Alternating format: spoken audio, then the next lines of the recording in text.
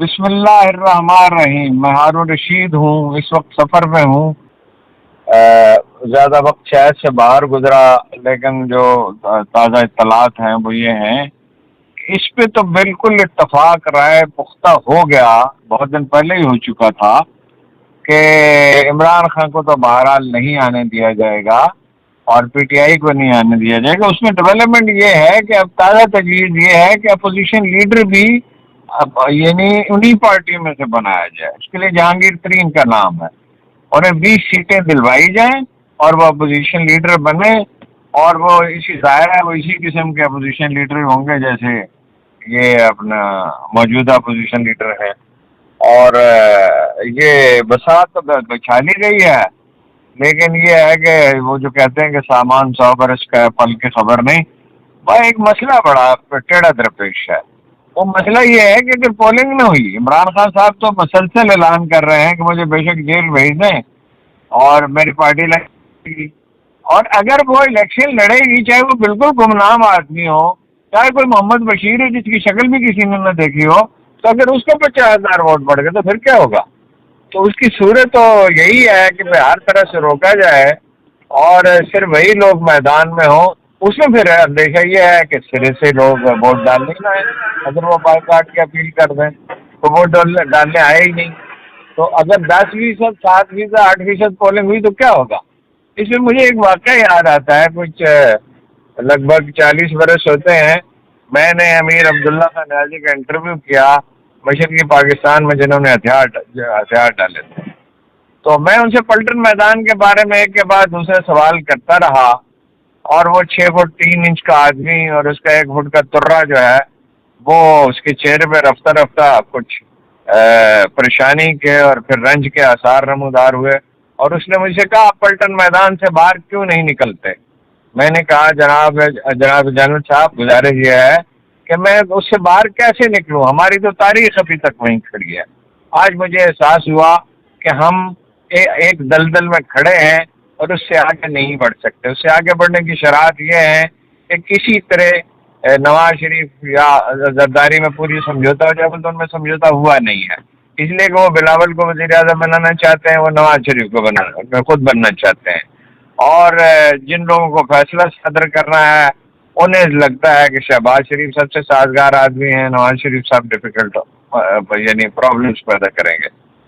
تو یہ تو اتفاق رائے ہو گیا، اور اس پہ ان سب کو مبارکباد دینی چاہیے۔ یہ اتفاق مبارک ہو مومنوں کے لیے کہ یک زباں ہے فقیہان شہر میرے خلاف۔ لیکن آگے پھر مولوی صاحب کا حصہ کہاں گیا؟ ظاہر ہے انہیں بھی حصہ دینا ہوگا۔ تو یہ ہے صورتحال کہ جس میں ابھی پوری طرح اتفاق رائے نہیں ہو سکا، اس لیے ابھی تک ہم نواز شریف کے اعلان پہ یقین ہے، شہباز شریف کے اعلان پہ یقین نہیں کر سکتے کہ ضرور نومبر میں الیکشن ہو جائیں گے، کیونکہ جب انہوں نے کہا کہ نومبر میں الیکشن ہو جائے بر وقت ہم حکومت چھوڑ دیں گے، تو ساتھ ہی کہا کہ الیکشن کی تاریخ کا اعلان الیکشن کمیشن کی ذمہ داری ہے۔ یہ دنیا کا واحد ملک ہے جہاں الیکشن کمیشن یہ چیئرمین جس کی حیثیت ایک منشی سے زیادہ نہیں ہے، وہ الیکشن کی تاریخ طے کرے گا۔ یعنی قوم کو ایسا احمق سمجھ رکھا ہے کہ بھائی فیصلہ یہ کریں گے اعلان وہ کرے گا، بھائی جب اس کو بتایا جائے گا، منشی کا کام یہ ہوتا ہے جو اس کو بتایا جائے وہ کیا۔ اچھا، یہ میں آپ سے کل عرض کر چکا ہوں، میں اس بات کو دہراتا ہوں کہ مزید لوگ گرفتار ہوں گے، مزید مقدمات بنائے جائیں گے۔ اچھا، ان مقدمات میں جو ہے وہ اس میں ایک پہلو اور سامنے آیا ہے، مختلف لوگوں سے گفتگو ہوئی کہ مقدمات بنانے کی ایک وجہ یہ ہے کہ لوگ اصل کام کو بھول جائیں جو پی ڈی ایم کی حکومت نے کیا ہے۔ وہ اصل کام کیا کیا ہے وہ آپ کو پتا ہے، قانون تبدیل کر ڈالا، اپنے سارے کیس کرپشن کے ختم کر دیے۔ شہباز شریف صاحب نے جو منی لانڈرنگ کی تھی، جس کے دستاویزی ثبوت بھی تھے، گواہ بھی تھے، وعدہ معاف گواہ بھی تھے، وہ اچانک اس دن جس دن ان کی پیشی تھی وہ وزیر اعظم بن گئے، اور اسی طرح اور باقی لوگوں کے مقدمات بھی ختم ہو گئے۔ پھر ایک آدھ ترمیم نہیں کی گئی، 34 ترامیم کی گئی، 34 شکیں ختم کر دی گئی، اور صدر عارف الوی نے تو اس میں دستخط نہیں کیے، لیکن ظاہر ہے وہ خود بخود نافذ ہو گیا۔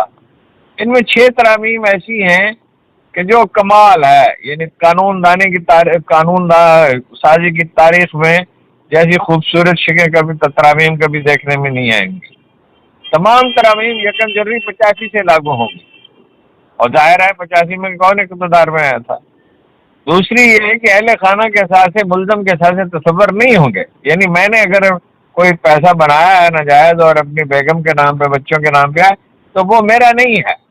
قانون یہ کہتا ہے وہ انہی کا ہے، یعنی قانون کی نگاہ میں وہ انہی کا ہے. ٹھیک ہے. تیسری یہ کہ اثاثوں کو ناجائز ثابت کرنے کی ذمہ داری نیب پر ہے، ملزم جواب دہ نہیں ہے. اب نیب کیوں انیشیٹو لے گی جی؟ سرکاری لوگوں کے خلاف نیب کیوں انیشیٹو لے گی؟ ملزم کی جائیداد کی قیمت مارکیٹ کی بجائے ڈی سی ریٹ پہ ہوگی. اربوں کی جائیداد کروڑوں میں ظاہر ہوگی. یعنی ڈی سی ریٹ کیا ہوتا ہے کہ اپنا ایک جگہ گلبرگ لاہور میں یا ڈیفینس کراچی میں اگر پلاٹ کی قیمت اگر 10 کروڑ ہے تو ڈی سی ریٹ 2-3 کروڑ روپے ہوگا. تو پانچویں ترمیم یہ ہے کہ دوران کیس ملزم جائیداد بیچ سکتا ہے. یہ ایسا قانون ہے کہ میرا خیال ہے کہ عدیم النظیر قانون ہے. ایسا قانون ہو نہیں سکتا. تو جو مقدمہ چل رہا ہے وہ متنازع ہے مگر وہ بیچ سکتا ہے. تو ایک اس سے بھی اعلیٰ ترمیم ہے کہ کیس اگر ثابت نہ ہو تو نیب کے افسر کو 5 سال جیل کاٹنی پڑے گی. تو اس کے بعد کسی کو کتا نے کاٹا ہے کہ ان کے خلاف مقدمہ دائر کرے گا. یہ ہے جناب صورتحال، اور یہ اسی دلدل میں کھڑے ہیں جس میں 68 میں، لیکن اس میں تو 68 میں وہ کھڑے تھے اپنا، بلکہ وہ تو 70 میں گئے تھے اپنا 71 میں. ٹکا خان کہتے رہے کہ بھئی مجھے ڈھاکہ شہر میرے حوالے کر دو تو میں ان کو ڈھاکہ شہر میں داخل نہیں ہونے دوں گا. اور صاحبزادہ یعقوب علی خان رابطہ کرنے کی یا خان سے کوشش کرتے رہے، رابطہ ہی نہیں ہو سکا، اور جنرل نیازی کو بھیج دیا. اور جنرل نیازی جو ہے وہ کہتے رہے کہ میں میری لاش کے اوپر سے گزر کر ہی جا سکتے ہیں. لاش سے گزرنے کی کوئی ضرورت پیش نہیں آئی. مسکراتے ہوئے انہوں نے سرنڈر کی دستاویز پر دستخط کر دیے اور رتی برابر انہیں شرم محسوس نہیں. ایک لحاظ سے صورتحال وہی ہے، فرق یہ ہے کہ اب کوئی یحییٰ خان نہیں ہے. ایک لحاظ سے صورتحال وہی ہے. ہم ایک اکثریتی پارٹی جو ہے، یعنی اس کے شیخ مجیب الرحمان سے بھی زیادہ اکثریتی پارٹی ہے. اس کے تو یعنی 300 کے ہاؤس میں 160 سیٹیں تھیں، اور یہ اگر بالکل ہی صاف ستھرے شفاف الیکشن ہو تو یہ 300 کے ہاؤس میں 3/4 سیٹیں لے سکتے جو اس نے لی ہیں ضمنی الیکشن میں. تو اب دیکھیے دلدل سے یہ کیسے نکلتے ہیں، مال غنیمت کو کس طرح تقسیم کرتے ہیں، جہانگیر ترین کے لیے 20 سیٹیں کیسے شور کرتے ہیں بقول فیصل بابڈا کے، اپنے 40 آزاد امیدوار کیسے جتاتے ہیں، اور پھر مختلف عوام لڑ کے کس طرح اپنا میجورٹی بناتی ہیں. بان لاٹری ہوں گی، اندر انڈرسٹینڈنگ بھی بعض چیزوں پہ ہوگی.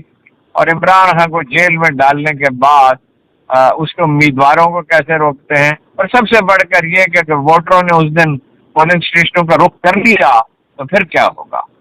باقی کل انشاءاللہ.